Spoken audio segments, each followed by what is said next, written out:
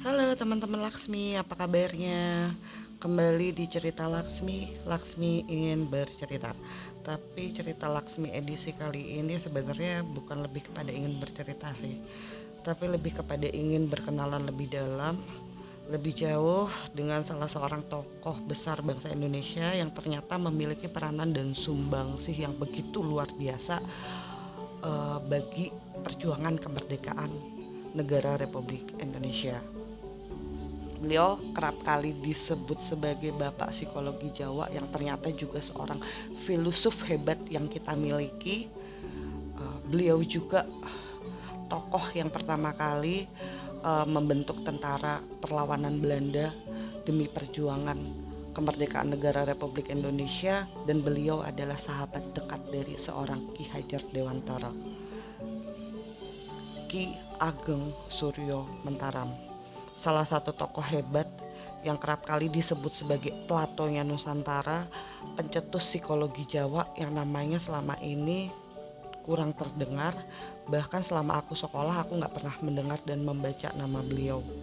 Padahal beliau ini adalah sosok yang mewakafkan tanah atau rumahnya sehingga Bapak Ki Hajar Dewantara bisa mendirikan taman siswa, yang kemudian Bapak Ki Hajar Dewantara sendiri dikenal sebagai Bapak Pendidikan Indonesia, dan Eyang Suryo Mentaram lebih fokus kepada perkembangan pendidikan sektor non-formal.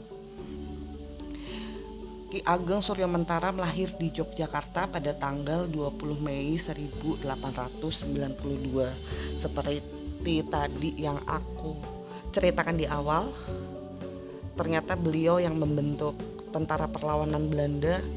Beliau juga adalah sosok yang memiliki pemikiran-pemikiran yang berkaitan dengan ilmu psikologi, yang pada akhirnya kita kenal dengan nama filosofi rasa.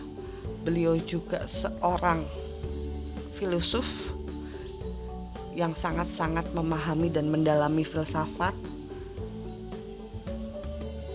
Semoga setelah cerita Laksmi edisi kali ini bisa membangkitkan semangat teman-teman untuk lebih mengenal asal mula Indonesia berdiri. Ki Ageng Suryo Mentaram adalah putra ke-55 dari pasangan Sri Sultan Hamengkubuwono ke-7 dan Bendoro Raden Ayu Retno Mandoyo. Raden Ayu Retno Mandoyo merupakan putri dari Patih Danureja VI atau yang lebih kita kenal dengan sebutan Pangeran Cakraningrat. Seperti pada umumnya anak raja, beliau menghabiskan masa kanak-kanak beliau di istana. Kemudian nama kebangsawanan semasa kecil adalah Bendoro Raden Mas Kudiarmaji, dan baru pada usia 18 tahun beliau diberi gelar Kanjeng Pangeran Harya Suryo Mentaram. Sama seperti anak-anak raja pada umumnya, semasa kecil beliau menghabiskan waktunya di dalam keraton. Dan beliau bersekolah di Sri Manganti atau setara SD kali ya kalau zaman sekarang. Cuma kan memang zaman dulu sekolah tidak sebebas dan seberkembang sekarang, dan hanya kalangan terbatas yang bisa sekolah.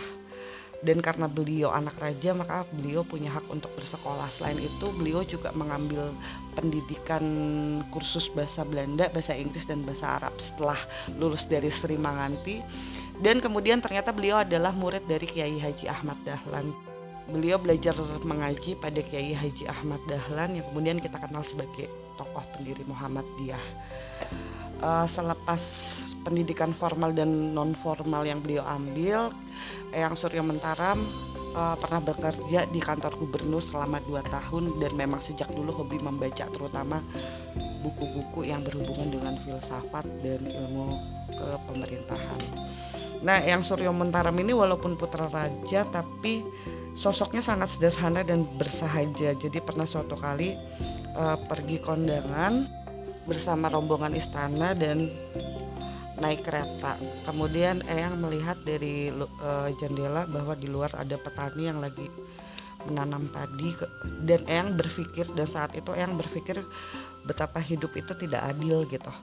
Eyang dengan fasilitasnya, karena kan Eyang memang anak raja ya, pasti fasilitasnya mewah, sementara di luar sana banyak rakyat jelata yang hidupnya menderita. Dan selama itu juga Eyang selalu merasa bahwa istana tuh hanya seperti penjara.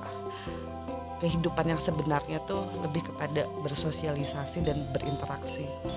Saat itu juga itu membulatkan tekad Eyang untuk pergi dari istana.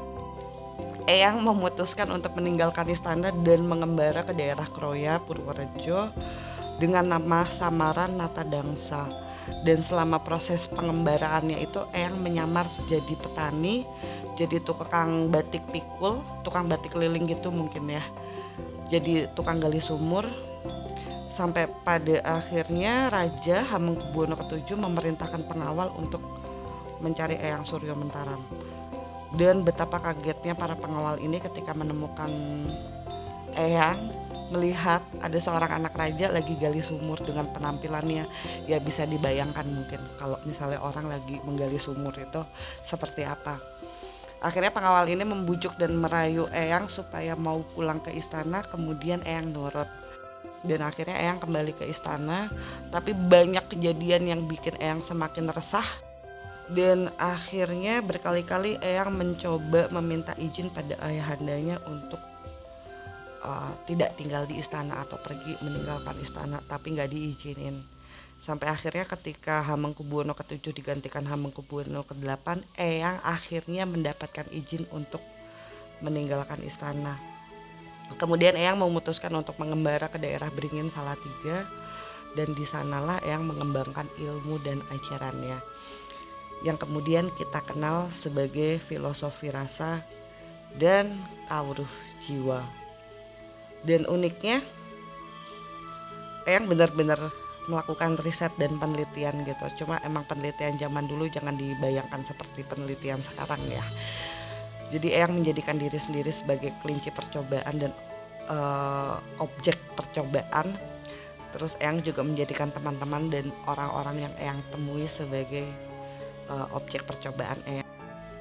Dan wejangan Ki Ageng Suryo Mentaram ini berasal dari peristiwa dalam hidup yang berjalan dan dari dalam diri orang-orang yang bergelut dalam keseharian. Hingga banyak yang berpendapat bahwa gagasan Ki Ageng Suryo Mentaram adalah ilmu filsafat khas Indonesia. Dari riset mandirinya Eyang tadi, akhirnya Eyang mengambil kesimpulan bahwa rasa yang dirasakan oleh setiap manusia itu sama, sedihnya sama, senangnya sama. Yang membedakan adalah apa yang membuatnya sedih, apa yang membuatnya senang. Rasa itu sifatnya netral. Sedih dan senang itu hanyalah sebuah reaksi dari sebuah fakta yang dihadapi. Kemudian di daerah Beringin Salatiga ini juga Eyang menjadi guru ilmu, mungkin kalau kita sebutnya aliran kebatinan kali ya, yang kemudian lebih dikenal dengan ilmu kawruh jiwa. Dan sebenarnya makna dari kawruh jiwa ini adalah ilmu bagaimana cara mengenali diri kita sendiri, menyelami jiwa kita sendiri. Dan akhirnya Eyang berpendapat bahwa semakin kita mengenali diri kita sendiri, semakin kita mengenali siapa jiwa kita, seharusnya kita semakin memiliki rasa cinta, kasih, dan sayang terhadap sesama makhluk di semesta. Kita semakin tahu tujuan hidup kita apa, dan kita semakin cakap dalam mengendalikan hawa nafsu kita. Salah satu ajarannya adalah kawruh begja, yaitu sebuah ilmu menjadi bahagia. Eyang mengambil kesimpulan bahwa bahagia ini dipengaruhi dengan keinginan. Jadi semakin kecil keinginan kita akan semakin bahagia hidup kita. Semakin besar keinginan kita, ya semakin kita merasakan ketidakbahagiaan itu sendiri. Tapi bukan berarti nggak boleh punya keinginan. Boleh-boleh aja. Cuma jangan sampai keinginan kita ini jadi mengendalikan hidup kita dan menjadikan kita memiliki sifat-sifat buruk seperti iri, dengki, dan menghalalkan segala cara untuk meraih sesuatu. Dan menurut aku di masa pandemi ini, baca tentang Eyang Suryo Mentaram itu menarik sekali. Benar-benar menarik karena apa?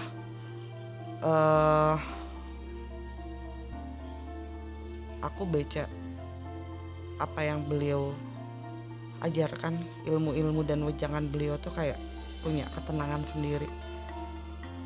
Karena mungkin apa ya, kalau sebenarnya Eyang, cita-cita Eyang itu menjadikan manusia dan bangsa merasakan kemerdekaan yang sesungguhnya. Sama seperti moto pendidikannya Ki Hajar Dewantoro, bahwa Ki Hajar Dewantoro berkata bahwa pendidikan adalah sarana untuk memerdekakan manusia, dan mereka sahabatan, kolaborasi. Yang satu yang Ki Hajar Dewantoro fokus di pendidikan formal, sementara Ki Ageng Suryo Mentaram fokus di sektor non formal. Dan semoga kalau misalnya teman-teman dengar cerita Laksmi edisi kali ini, dan siapa tahu ada yang kenal lebih dalam, lebih memahami tentang Ki Ageng Suryo Mentaram, boleh share ke aku, boleh cerita. Karena kalau kita bahas Eyang Suryo Mentaram sebenarnya nggak cukup cuma beberapa menit ya, mungkin butuh beberapa hari didongengin gitu tentang sosok Eyang dan perjalanan hidup Eyang yang begitu luar biasa. Dan semoga cerita Laksmi edisi kali ini tuh membangkitkan gairah teman-teman untuk mengenali tokoh-tokoh dan sejarah negeri kita sendiri yang ternyata gak kalah hebatnya dengan nama besar Plato, Socrates, dan lain sebagainya. Dan aku baca tuh ternyata tahun 2014 salah satu universitas di Indonesia sempat memperjuangkan filosofi rasa ini agar menjadi satu mata kuliah khusus ilmu psikologi buat universitas-universitas yang ada di Indonesia. Dan semoga ada kabar baik ya, karena menurut aku sih lebih relevan karena dilatar belakangi dengan sejarah dan budaya yang terjadi di Indonesia, khususnya di bumi Mataram. Oke teman-teman, cerita belibet singkat-singkat tadi semoga ada manfaatnya, dan semoga aku bisa kenalan sama orang-orang yang ternyata lebih dalam mengenal beliau dan berkenan untuk ceritakan padaku. Dan terima kasih banyak buat yang sudah berkenan mendengarkan, like and subscribe. Sampai ketemu di cerita Laksmi edisi berikutnya. Dadah, terima kasih banyak teman-teman Laksmi.